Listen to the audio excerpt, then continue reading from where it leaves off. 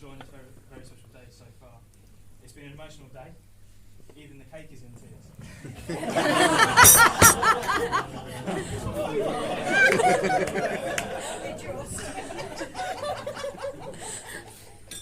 As you all know now, I'm the best man.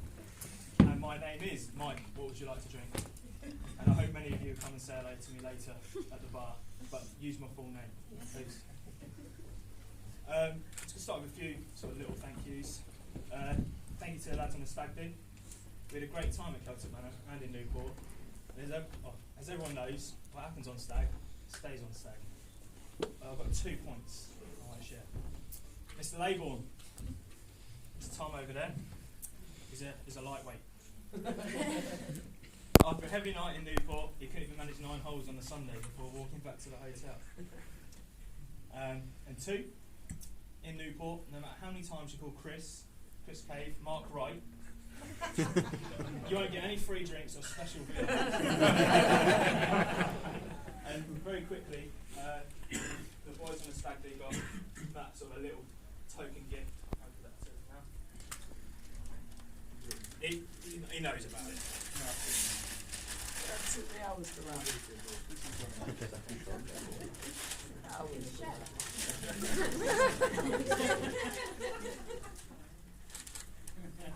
So we've all signed it and you can hang it up in his boardroom and get it on. I want to take this opportunity as well to personally say a big thanks to Ashley and Mark. There's a stipulation.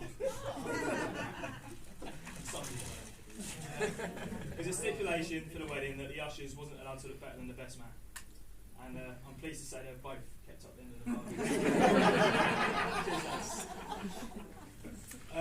Little thanks to the bridesmaids for all the support they've given Linzi through this tough time.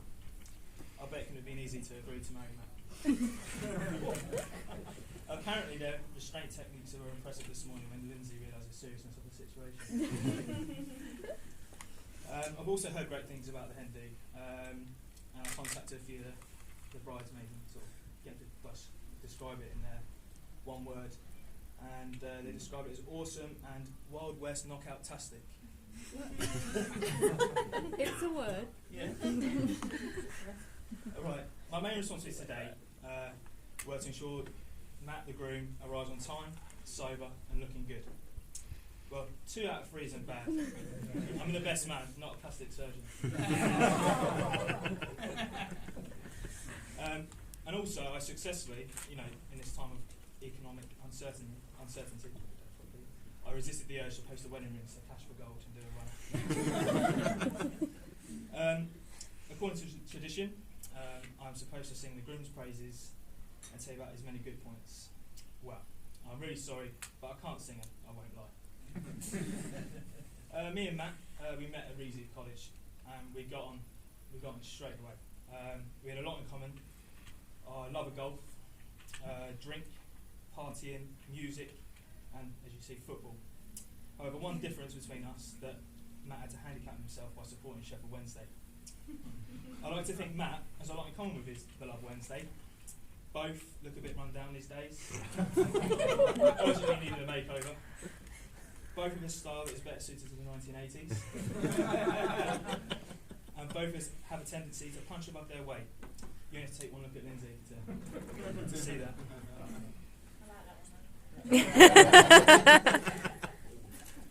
At college, Matt was my wingman, and I was his. So much so, Matt even took me on his first date with Linzi. Really. The 3 of us went out for Matt's birthday in Bradford, and he wanted to go to the cinema. Film of choice? Narnia. We're the only people in the cinema without our parents. After the film, we went for a few beers, and that's when I discovered the real reason why I was there. Because every time Linzi went to the ladies' room, Matt wouldn't shut up. Saying how much he liked her, asked me to find out what she thinks of him. The favourite line from that night was, drop hints of him to make a great couple. And to be honest, he was right. They would, and they have.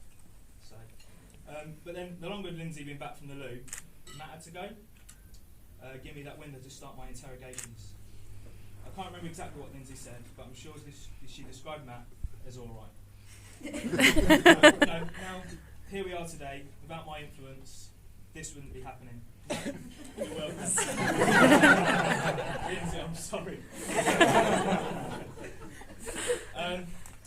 I did have some other stories. But Matt and Linzi come down a couple of weeks ago and said that I can't mention anything about the carpet burns or the golf course.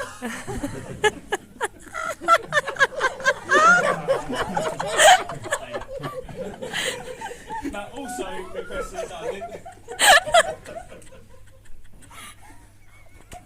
Sorry. Matt also requested that I didn't mention any of his ex-girlfriends. Sadly, that has cut this speech for about 3 seconds. But it's his day, so we'll respect it. Matt. Linzi is an amazing person. She is kind, gorgeous, generous and fun. And she deserves a good husband. Thank God you married her first. Now, I wouldn't say Matt was an ugly baby.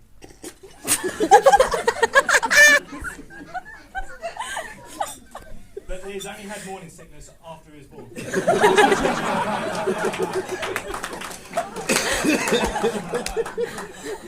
and he isn't the brightest either.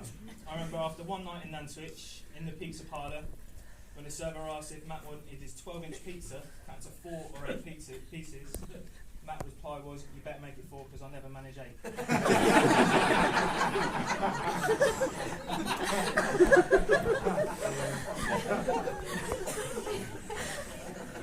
I can also confirm to you all last night that Matt slept like a baby. He wet the bed twice and woke up several times crying for his mummy. Some of you might not know, Matt and Linzi have just purchased their first property. And I think they've got a lot of DIY work on the horizon. Because last night in the pub, Matt assured me they're going to do a lot of banging and screwing at every opportunity.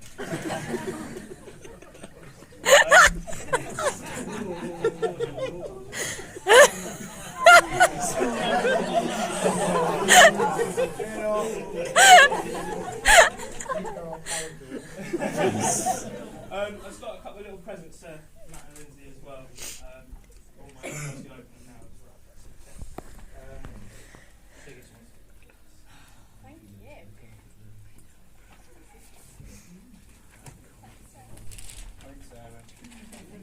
This was all him. Sorry.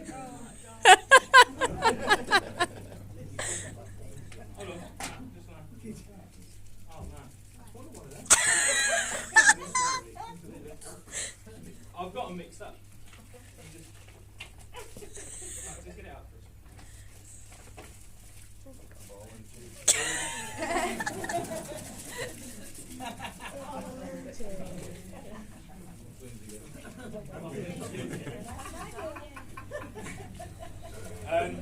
Joking aside, Matt has been a great friend to me, and we've had some excellent times together. I'm sure we'll have more in the future, and it's been an honour to be the best man today. I've known Matt for many years, and I feel I know him better than most people. And I can honestly say that I've never seen him happier than when he's with Linzi. I'm so pleased that he's found such a wonderful person who he can spend the rest of his life with. You'll be happy to know that we've come to the end of the speech.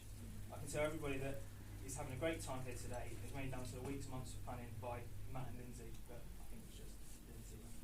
They've done an incredible job to make it a special day.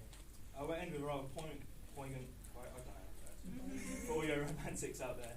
Marriage is not about finding a person you can live with, it's about finding a person you can't live without.